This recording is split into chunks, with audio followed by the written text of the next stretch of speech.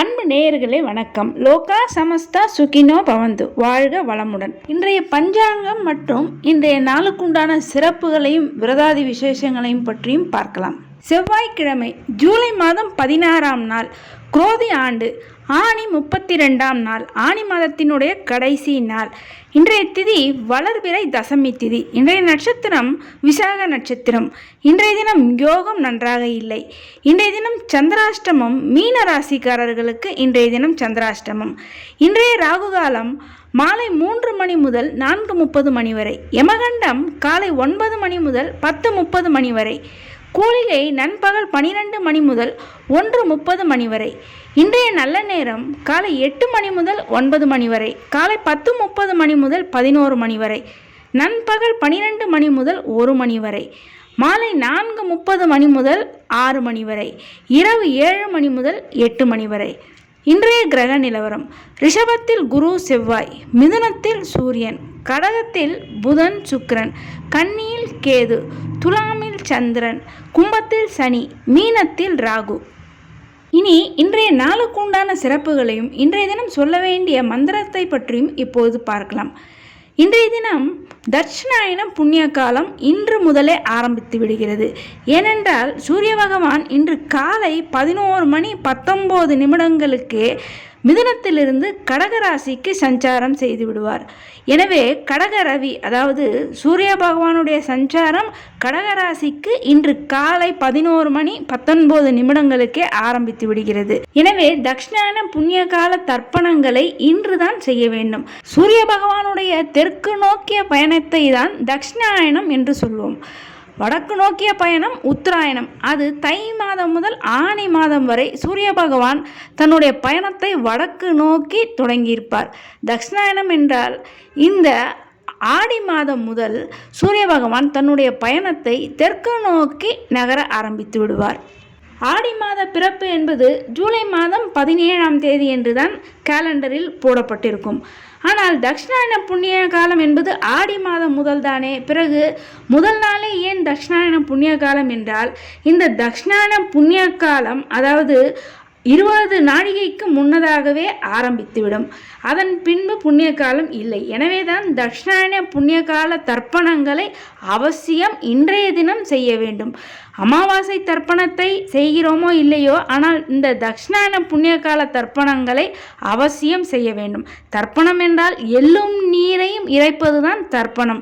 எனவே இதை எளிமையாக அனைவராலும், தந்தை இல்லாத அனைவராலும் எளிதில் செய்ய முடியும். எனவே இந்த நாளை அவசியம் அனைவரும் தவறவிடாமல் இந்த தட்சிணாயன புண்ணிய கால தர்ப்பணத்தை நிச்சயம் செய்ய வேண்டும். ஒரு ஆண்டில் 12 அமாவாசைகள், 12 தமிழ் மாத பிறப்பிலும் அவசியம் தர்ப்பணங்களை செய்ய வேண்டும். இந்த நாட்களில் தர்ப்பணம் செய்ய முடியாதவர்களும் சித்திரை, ஆடி, ஐப்பசி, தை, அமாவாசை, மாத பிறப்பு இந்த நாட்களை தவறவிடாமல் தர்ப்பணம் செய்வது மிக மிக முக்கியம். ஆடி மாத பிறப்பு அதாவது தட்சிணாயன புண்ணிய கால தர்ப்பணத்தை இன்றுதான் செய்ய வேண்டும். எனவே அனைவரும் தவறவிடாமல் இந்த நாளை பயன்படுத்தி தர்ப்பணங்களை செய்து பித்ருக்கள், முன்னோர்களினுடைய பரிபூர்ண அருளாசியை நிச்சயம் பெற வேண்டும். புண்ணிய காலம் என்று ஏன் இதை சொல்கிறோம் என்றால், நம்முடைய முன்னோர்கள், அவர்களை நினைத்து அவர்கள் நமக்கு செய்த நன்மைகளை நாம் நினைவில் கொண்டு அதற்கு நன்றி செலுத்தும் விதமாக, அந்த முன்னோர்களை, பித்ருக்களை திருப்தியடை செய்யும் விதமாக அன்றைய தினம் மந்திரங்களை சொல்வது, தர்ப்பணம் செய்வது, சிரார்த்தம் செய்வது, இவைகளை நம்முடைய முக்கிய கடமைகளாகவே நம்முடைய சாஸ்திரங்கள் சொல்லியிருக்கிறது. எனவே அப்படிப்பட்ட முக்கியமான நம்முடைய சாஸ்திரங்கள் சொன்ன அந்த விஷயங்களை தவறாமல் நாம் ஒவ்வொருவரும் இந்த நாட்களை, இந்த புண்ணிய தினங்களை நாம் பயன்படுத்தி முன்னோர்களுக்கு உண்டான அந்த தர்ப்பண காரியங்கள், தில தர்ப்பணம், தில ஹோமங்களை எல்லாம் செய்து முன்னோர்களுடைய பரிபூர்ண அருளாசியை நாம் நிச்சயம் பெற வேண்டும். இது போன்ற முக்கிய நாட்களில் முன்னோர்களை நினைத்து அவர்களுக்காக நாம் செய்யும் இந்த நன்றி கடன்களுக்காக நிச்சயம் நம்முடைய பித்ருக்கள் மனம் சந்தோஷம் அடைந்து அவர்கள் நமக்கு நல்ல அருளாசியை வழங்குவார்கள். இது அதிர்ஷ்டமான புண்ணிய பலனை நமக்கு தரக்கூடியதாக அமையும். முன்னோர்களை நினைத்து நாம் செய்யும் இந்த முன்னோர் காரியங்கள், இந்த பித்ரு காரியங்களினால் நமக்கு நல்ல ஆரோக்கியம், நல்ல வம்ச விருத்தி என்பது உண்டாகும். தர்ப்பணம் என்பது எள்ளும் நீரும் இறைத்து முன்னோர்களை நினைத்து அந்த ஒரு சில நிமிடங்கள் நாம் பிரார்த்தனை செய்து வழிபாடு செய்வதே தர்ப்பணமாகும். இதை எளிதில் அனைவராலும் செய்யலாம். ஸ்ரார்த்தம் என்பது முன்னோர்களுடைய நினைவு நாள், அதாவது வருடாந்திர திதி என்று சொல்வார்கள் அல்லவா, அன்றைய நாளில் முன்னோர்களை நினைத்து அவர்களுக்கு விரும்பியதை எல்லாம் அவர்களுக்கு அன்றைய தினம் நாம் செய்து வைத்து படைத்து அவற்றை இயலாதவர்களுக்கு நாம் கொடுத்து, அதாவது தான தர்மங்களை அவசியம் அந்த நாளில் செய்ய வேண்டும். அப்படியெல்லாம் செய்து ஸ்ரத்தையுடன் அந்த முன்னோர்களை நினைத்து அவர்களுக்கு பிடித்தமானவற்றை எல்லாம் செய்து வைத்து படைத்து வழிபாடு செய்வதுதான் ஸ்ரார்த்தம். எனவே திருக்கணிதப்படி ஆடி மாத பிறப்பு இன்றைய தினம் ஜூலை 16ஆம் தேதியே ஆடி மாதம் பிறந்து விடுகிறது. தட்சிணாயன புண்ணிய காலம் ஆரம்பித்து விடுகிறது. எனவே அவசியம் தட்சிணாயன புண்ணிய காலத்திற்கு உண்டான தர்ப்பணங்களை இன்றைய தினம் செய்வது மிக மிக சிறப்பானது, மிக மிக அவசியமானது. இன்றைய தினம் திலஹோமம் தில தர்ப்பணம் செய்வதற்கு மிக மிக ஏற்ற நாள். அவ்வாறு இன்றைய தினம் முன்னோர்களை நினைத்து முன்னோர்களுக்காக தில தர்ப்பணம் செய்து திலஹோமங்கள் செய்து வழிபாடு செய்ய குடும்பத்தில் சுபிக்ஷம் என்பது உண்டாகும்.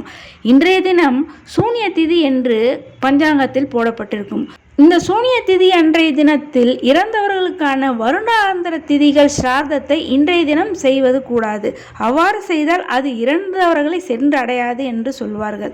எனவே இன்றைய தினம் தட்சிணாயன புண்ணிய காலத்திற்கு உண்டான தர்ப்பணங்கள் தில தர்ப்பணங்கள் தில ஹோமங்கள் செய்வது மட்டுமே இன்றைய தினம் சிறப்பானதாக இருக்கும்.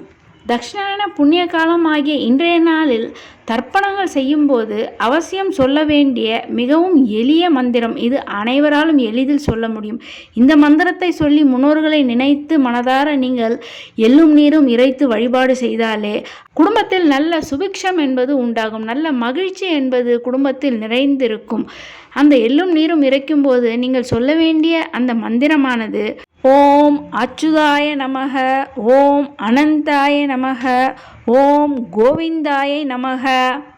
இந்த எளிய மந்திரத்தை சொல்லி நீங்கள் எள்ளும் நீரும் இறைத்து தர்ப்பணம் செய்து இந்த நாளில் முன்னோர்களை நினைத்து வழிபாடு செய்தாலே உங்களுக்கு சகல விதமான சௌபாக்கியங்களும் நிச்சயம் உண்டாகும். இதற்காக தட்சிணாயன புண்ணிய கால தர்ப்பணம் என்றால் நிறைய பணம் செலவு, பொருட்செலவு, நேர செலவு என்றெல்லாம் இல்லை. இந்த எளிய முறையிலேயே நீங்கள் முன்னோர்களை வழிபாடு செய்தாலுமே முன்னோர்களினுடைய பரிபூர்ண அருளாசியும் குடும்பத்தில் நல்ல சுபிக்ஷம் என்பதும் நிச்சயம் உண்டாகும்.